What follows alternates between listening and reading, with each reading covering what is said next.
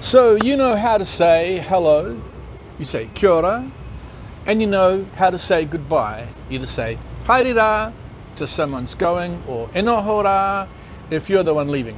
But you know, if you just say hello and then goodbye, it's not really much of a conversation. Like imagine a date, you know, and that's all you say. You go, oh hi. Okay, well, see you later on. Yeah, bye.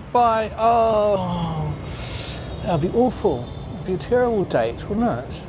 Need to say something else, and fill in the gap a little bit. And one thing that is very commonly said is, "Oh, how are you? Oh, I'm good, thanks. Yeah, good." Fills in a bit of time in the conversation. In Te Reo Māori, you would say, "Kei te pai." At the moment, it's all good.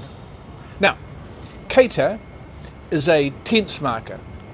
Now, a tense marker indicates when something is happening. So it could be in the past, it could be in the present, it could be in the future, it could be ongoing. So kei te is a tense marker that means at the moment. At the moment, someone is doing something. At the moment, something is happening. And pai is the word for good. So kei te pai means at the moment, good. Easy.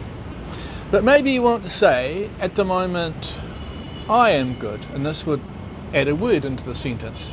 So, you would say, kei te pai ahau. Ahau is the word for me or I.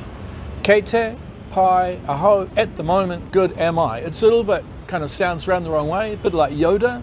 You know, at the moment, good am I, yes. But you could also say, kei te pai o. Now, ahau and o both mean exactly the same thing. They mean me or I. So kei te pai ahau, I am good. Kei te pai o, I am good. And I just want to remind you that au is pronounced o. It's not pronounced ow. O. So people say, I'm going to Taupo, and then I might go over to Tauranga, and I come from Raumati. No.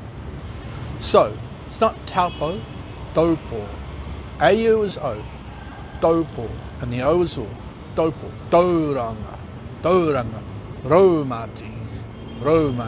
So, O, not our, O. Kei te pai ahau, I am good. How are you, mate? Oh yeah, kei te pai ahau, I'm good.